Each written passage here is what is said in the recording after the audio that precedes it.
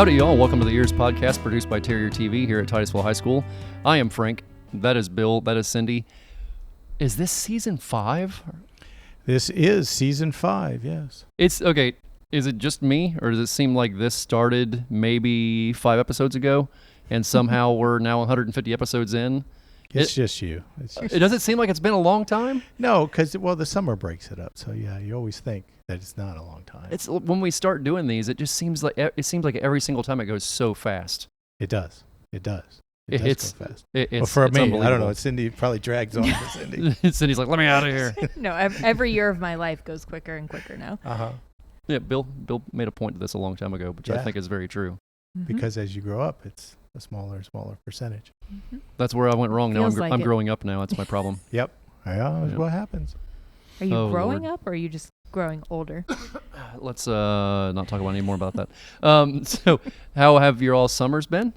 You know, what's been new and exciting? What kind of I know you went on a couple adventures. I traveled a little bit. It was fun.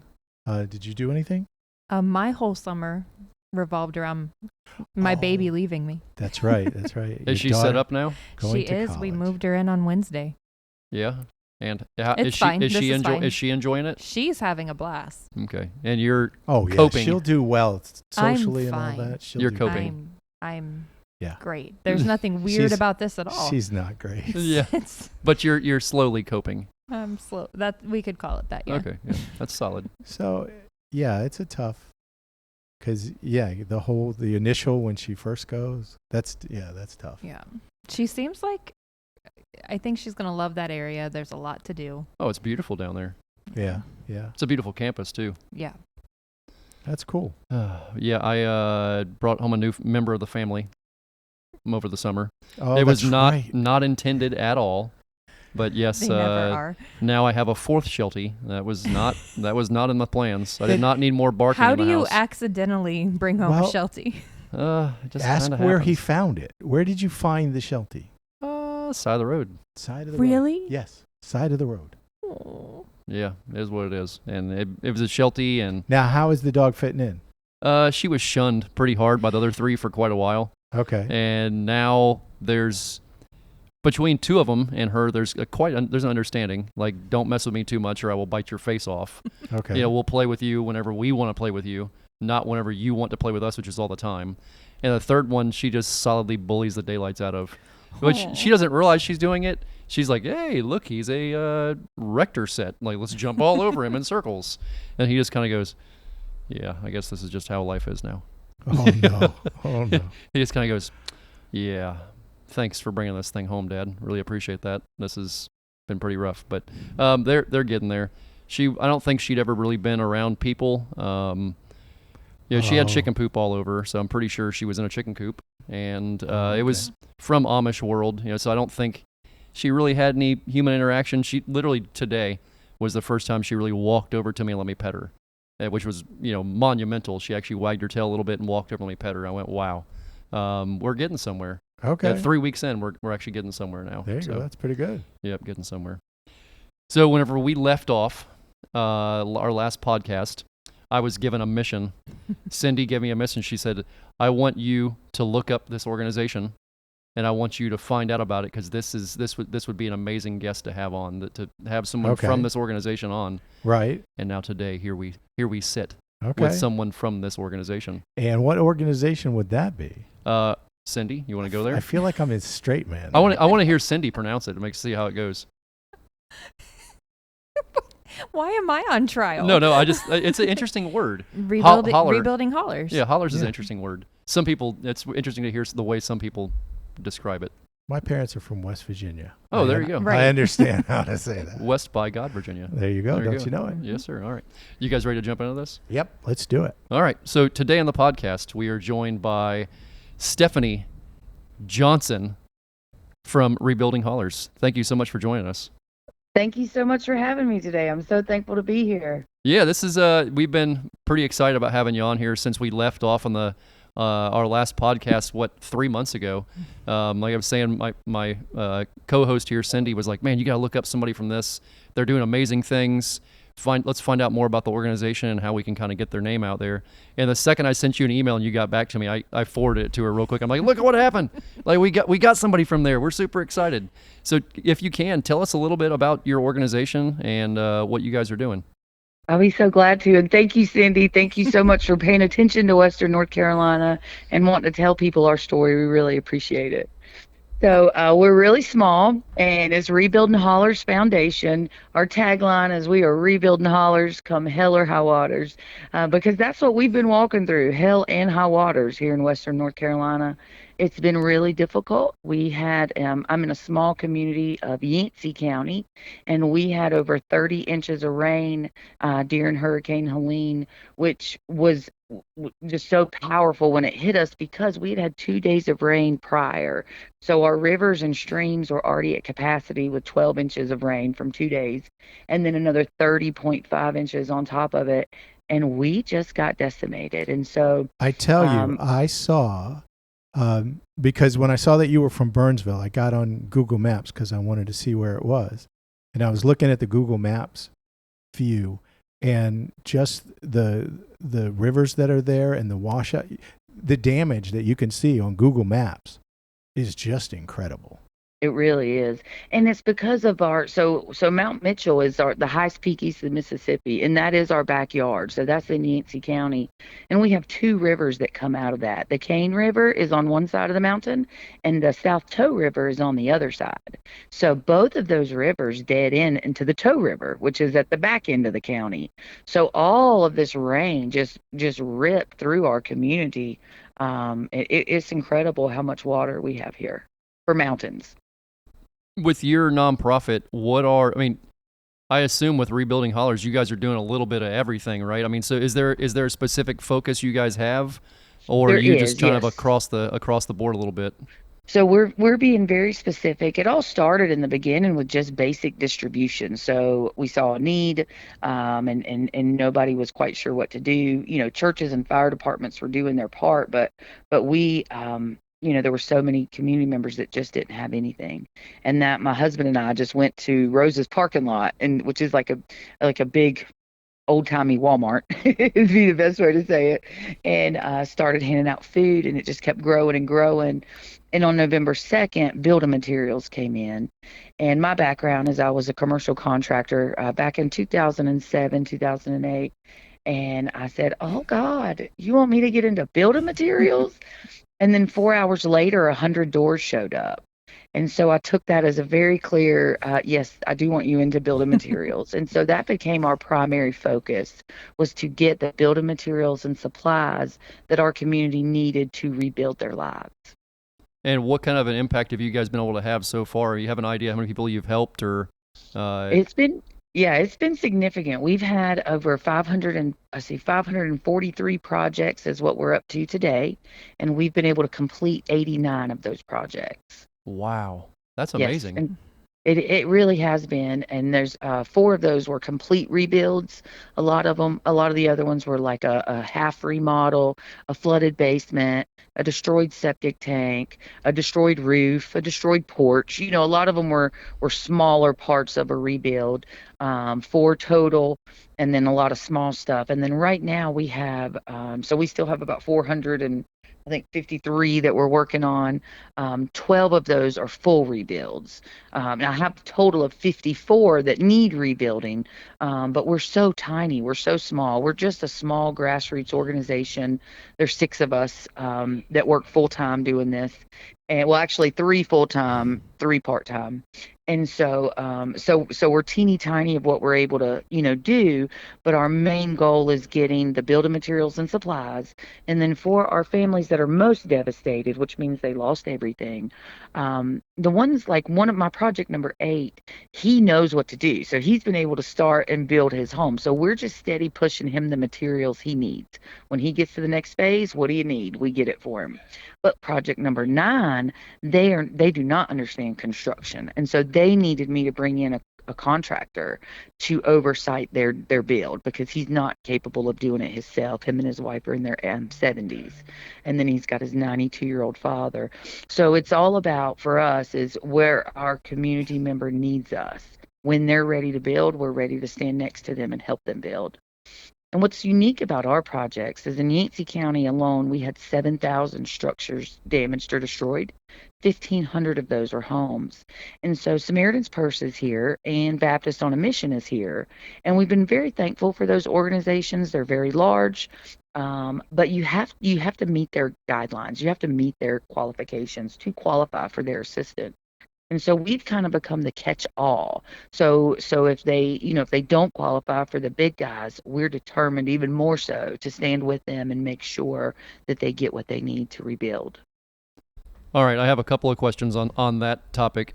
When all this first happened, I understand a lot of the roads and everything were all washed out along with it.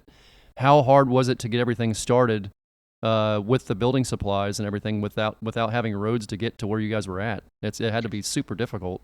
It was there was really only one way in and out of the county.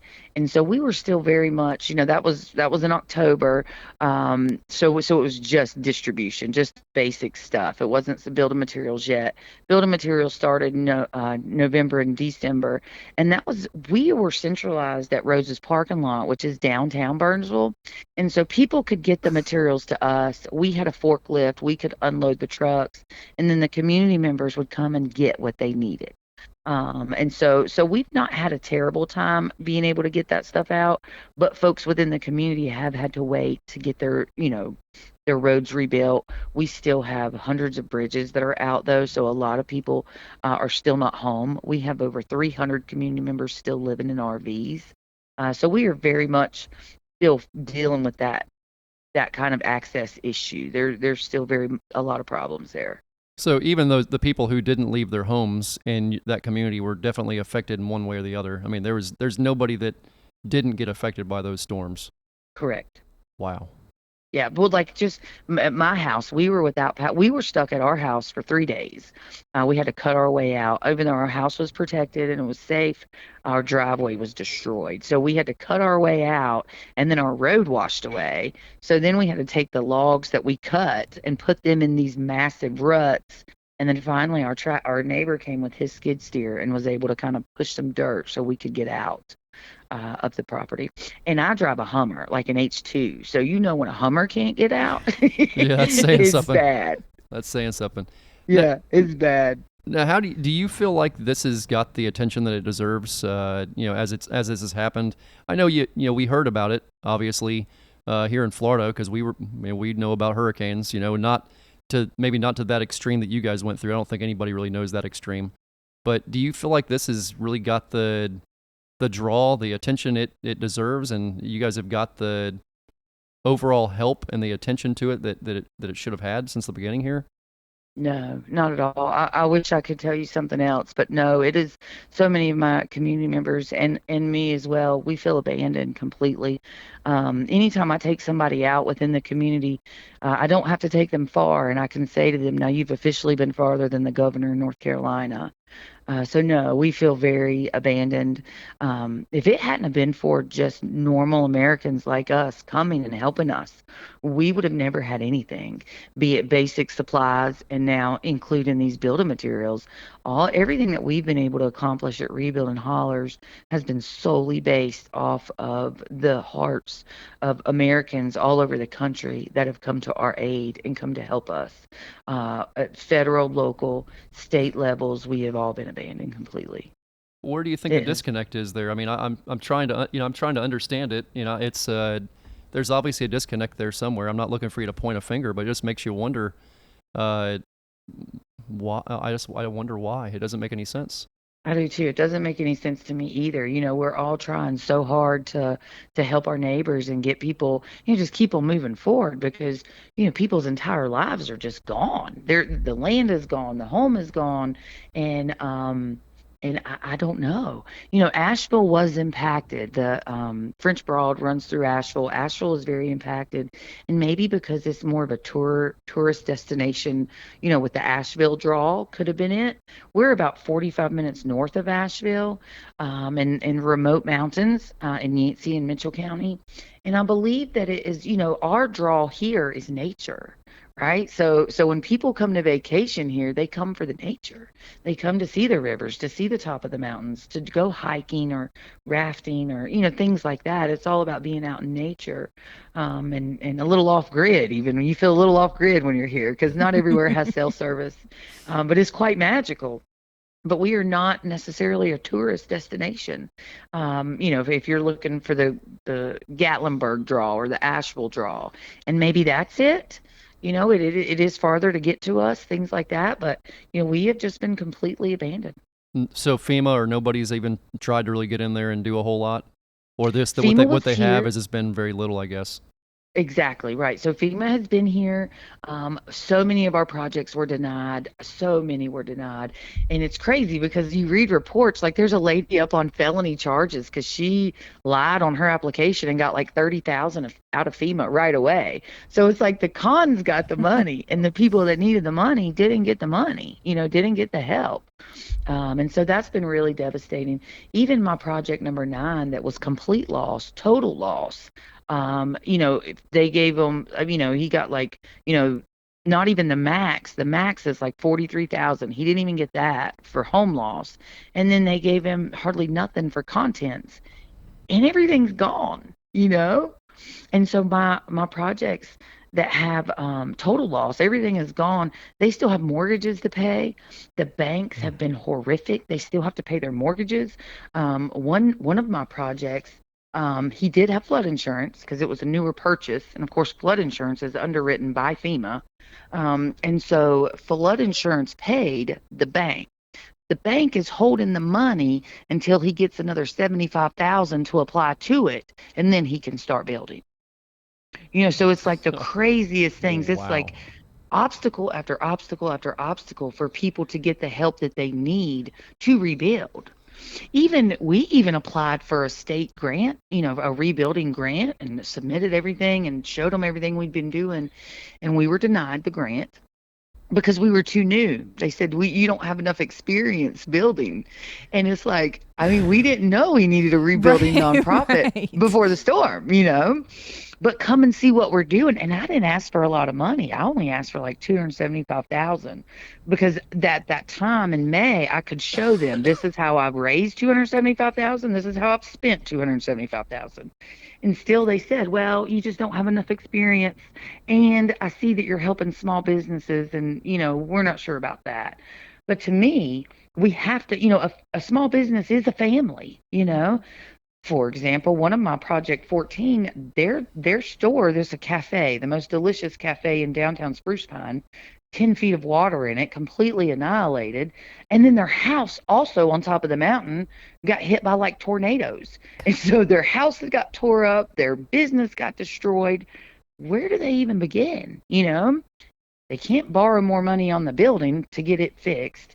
Their house is just annihilated as well. There's just so many kicks and no help, especially for small businesses.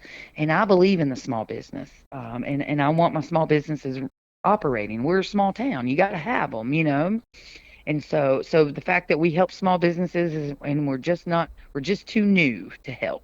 So it's definitely been frustrating, but again, all of America has come to help us. We have been able to get grants from other organizations that have helped us. We have fundraisers. We raffled off a Jeep, and we just got another Jeep donated, so we're going to raffle off another Jeep. And we're just thinking outside the box on how can we raise money and awareness so that we can keep buying the building materials that we need, paying the local contractors that we need to keep getting our families back together. Yeah, as being someone with a small nonprofit myself with no grants, I understand the thinking outside the box thing. It's pretty much the only thing that keeps you going. It's absolutely the only thing. We sell merch. The merch helps. People love our logo, so I'm thankful for that. It is an awesome logo. Now, a typical project you guys put together, what does a typical, let's say your average project you're doing for someone, do you have like a cost on that, on your everyday, your everyday rebuild of somebody's property? Most of the rebuilds are looking at about 175,000. Our small ones. So we've got a really cool project going. We are sponsoring the local construction technology program at our high school. And so they have a honors carpentry program and they're building small houses for us. So they That's so approached pretty cool. early on when I started getting build materials and they said, "Hey, can we build you tractor sheds?" And I said, "Hey, don't y'all build small houses?" And they're like, "Yeah." I said, "Well, let's build small houses." And so they've started building us houses. And our first house will be set next month. We've actually done the demo for the destroyed house there, and then that house will be set. Those are about 125,000, the budget on the small ones. And that's more of the land preparation, the foundation, finishing out the house once it's delivered, because it's kind of like a modular, 16 feet wide by 33 feet long, small A-frame house, perfect for one or two people, you know. Um, and then my bigger ones, are going up to about 200. So between 125 to 200,000 is what most everything we have going on right now, is what our projects are looking like. But I would say on average, overall, we spend about 15 to 20,000 per project when it's not total devastation. Cindy, I'm curious, how did you first hear about this group? My mother-in-law, well, my ex-mother-in-law, she lives up in Hiawassee, and one of her friends is involved in some way volunteering. So she's always sharing posts and fundraisers and things that they're doing on social media. So I'm always following along, watching everything they're accomplishing. And it's one of the most beautiful things I think I've seen come out of a disaster, because these really are people. These are people that live in that community that are stepping up to say, okay, everyone's forgetting about us, but we're not. I just think it's beautiful. Thank you. It's definitely been crazy, and social media has been incredible. That's how it all started. When I first got signal, I made the call out. I got online and I told everybody, "We're alive, we're okay, but my neighbors are not okay. We need help."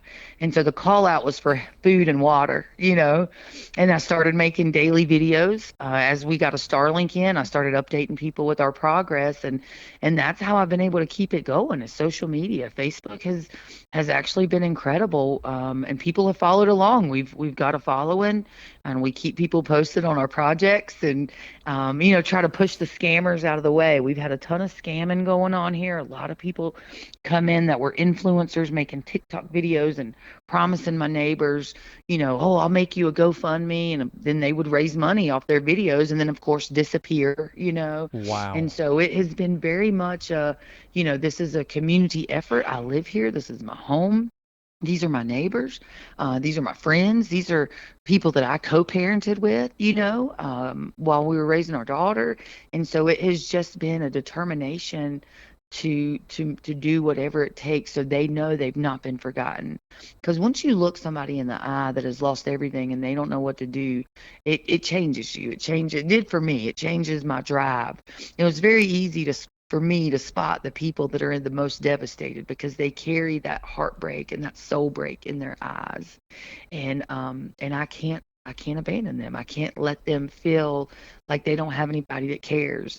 And so at our complex, which we have a building now, and we have our offices, and we have supply distribution. We have a big 2-acre yard where material comes in. Like God has sent seven 18-wheelers of shingles, sent an 18-wheeler of sheetrock, 4 18-wheelers of block, 4 18-wheelers of siding. I mean, the stuff that God has sent has been incredible. It really has been.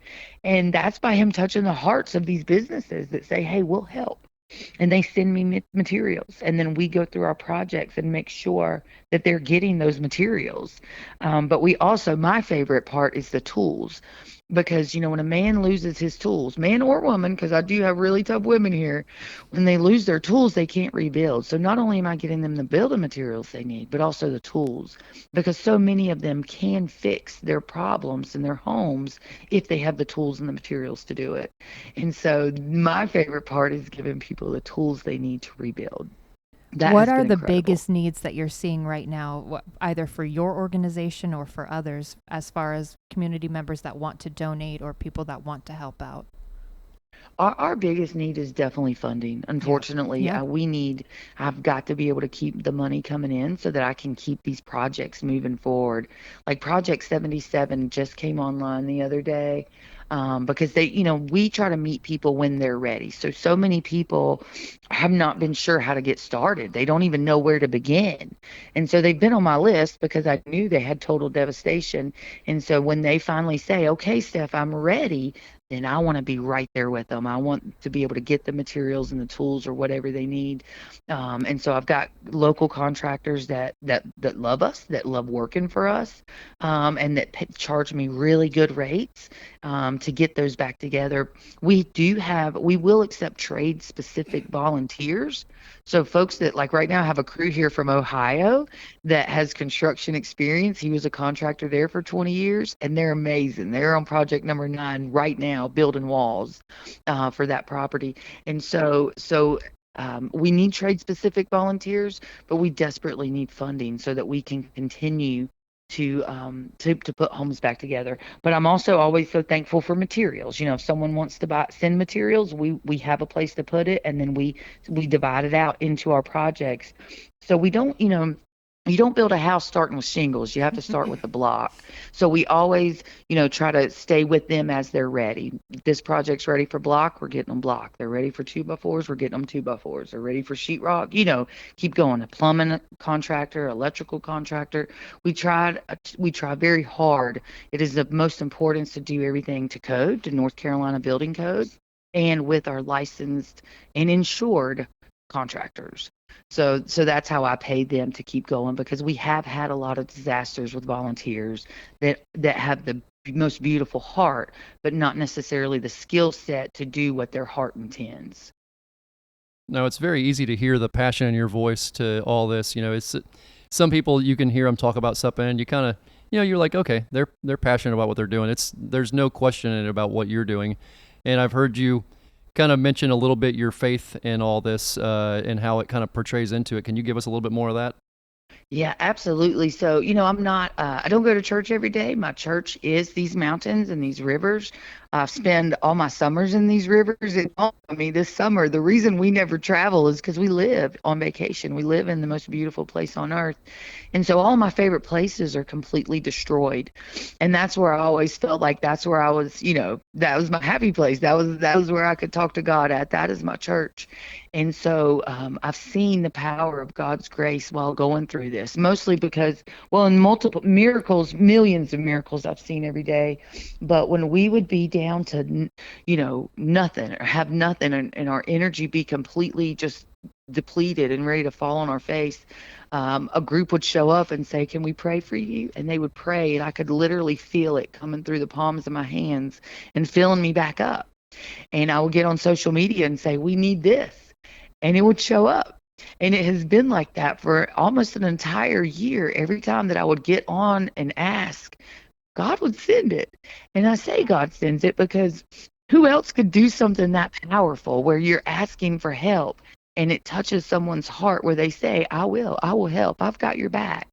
And so I know that is God doing that. I know that is him helping me reach people, touching their hearts, saying, don't forget my mountain people. Don't forget them. And so I feel like God is the only one that's been with us through all of this and has kept bringing awareness and getting us to the people that we need that will keep helping us. Whereas everyone else has failed us as far as, the government. You think the government would be the one to come in and help. Everybody pays their taxes and does all the things. So they have the insurance. And this, if you got hit with a flood and you have insurance, you didn't get anything. The reality is, if you got hit by a tree, well, you're at least going to get something. And so it has very much been God is doing it, and that's what I tell people. If you check my socials, you'll see I say, look what God sent today, because it's that much of a miracle that we've been able to do this. I'm a nobody. My background is construction and land development. In the last 13 years, I've been a realtor. So it's not like I was in the nonprofit world or even had this desire. This was born complete out of, we didn't have a choice. I kept thinking somebody's going to come that knows what they're doing and take over, and nobody came. But I'm still standing there looking at people that lost everything in the eye saying, I got you. Don't worry. I'll figure it out. We're going to get help, And God kept sending help. As long as I was willing and brave enough to talk about it and keep asking, he's kept sending it. it's been quite magical. Miss Stephanie, this is a pretty inspirational story you have, and some incredible stuff you're doing. And if people are looking to help you guys, can you give us your website or how to contact you? Absolutely. Thank you so much. It is rebuildinghollers.com or .org, and Hollers is HOLLERS. So rebuildinghollers.org is how you can check us out online, make a donation, purchase some merchandise. We've got T-shirts and hoodies and hats and blankets, and all of that helps us keep paying and keep buying the materials that we need and paying our local contractors to put us back together. Because we don't just have stuff on our donation yard. We also have an account at our local lumber yard, and we have been so that we've already spent over $300,000 there buying new building material. So that's been amazing as well. Well, we will be putting this up. This will go up Wednesday, so this will be going up next Wednesday. We will promote the daylights out of it and tag you guys in all this stuff and try to get you all the awareness we possibly can down here in Florida and with the people that follow us. So again, thank you so much for everything you're doing, and I hope we can maybe catch up with you again toward the end of the season and see how things go. Bill's got a question here. No, not even a question. Years ago, when we had hurricanes move through here, and my brother's house got kind of beat up, and the thing that really that whole situation is how long it takes to get anything done and get it and get through the process. People who haven't lived through it, it's out of the news cycle, and so they think it's done. Right. And it's not that way. It takes years. And then once you get through it, like now his house, it's all done. I was there the other day, and it was like, this is amazing that I remember what this was like. But please take encouragement. People start losing hope. Yes. Because we're remote mountains. Yes. And so here it's easy to be forgotten about. People have no idea. It's the winter's on us again. We don't have a lot of time to wait. Because it'll be 0 in a couple of months. Well, by January, usually we hit 0 temperatures in January. So we've already survived one winter barely, and we know another one is just right around the corner. And so it's, the time is against us, Right. But it takes so much time. And yes. I'm so impressed with you, and I encourage you to stick with it. And because it's a tough road. It's a tough road, but it's a road. It's a road, and it's worth it. This is the greatest place on earth. It's worth it to not forget people and not, let them feel abandoned and lose hope. We have had people that have chosen other options and, tapped out, and that's been hard. I don't want anybody feeling that way. I don't want anybody feeling like that nobody cares and nobody's coming to help them, but it's not an option. It's not an option. And our county is so small and so tiny. If we don't get people home, they'll be leaving. Businesses will be leaving. And then we could fall into a really bad situation here. And this place is better than that. It deserves better than that. Absolutely.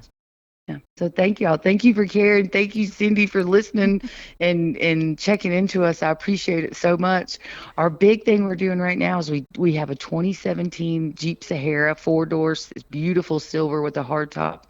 We have raffle tickets for $100, and we'll be pulling that raffle on September the 27th, which is our 1-year anniversary. So I encourage everybody to buy a ticket for a chance to win, and know that if you don't win, every bit of that money is going to buy building materials.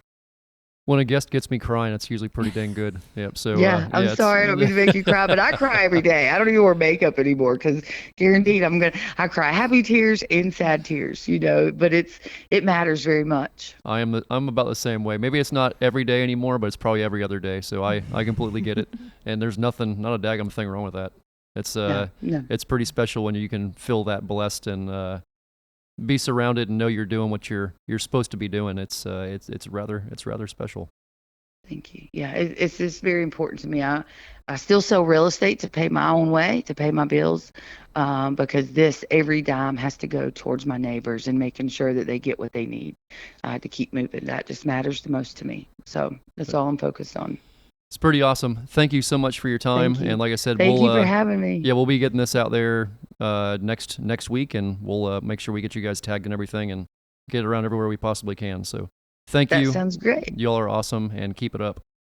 We'll do it. And if you get to Western North Carolina, come see me. I'll take you all around because now it's beautiful devastation. It's still very beautiful here. It's just also very devastated. So thank you for having me on. I appreciate you. Likewise. Thank you for all you're doing. Catch you here soon. Thank you. All right. Bye. Bye-bye. Wow. Yeah. That was pretty special. Yeah. Oh, yeah. It's Man, it's amazing. I find myself every now and then getting teared up when we have a guest on, and you can just, when somebody's like really pouring their heart and soul into something they're doing, Right. It's very emotional in a great way. It's I'm sure it's out there. Maybe people just don't describe it, or express it the same way. Maybe that they're doing what they love to be doing. But when you hear somebody like that, it's really doing what they are supposed to be doing. It's special. Oh, yeah. It's special. Yeah. I digress. Indeed. First time this season. It has to start somewhere. Didn't even make it one episode. No. It has to start somewhere. Any exciting weekend plans, guys? Not me. No. Somebody's going to be pining for someone.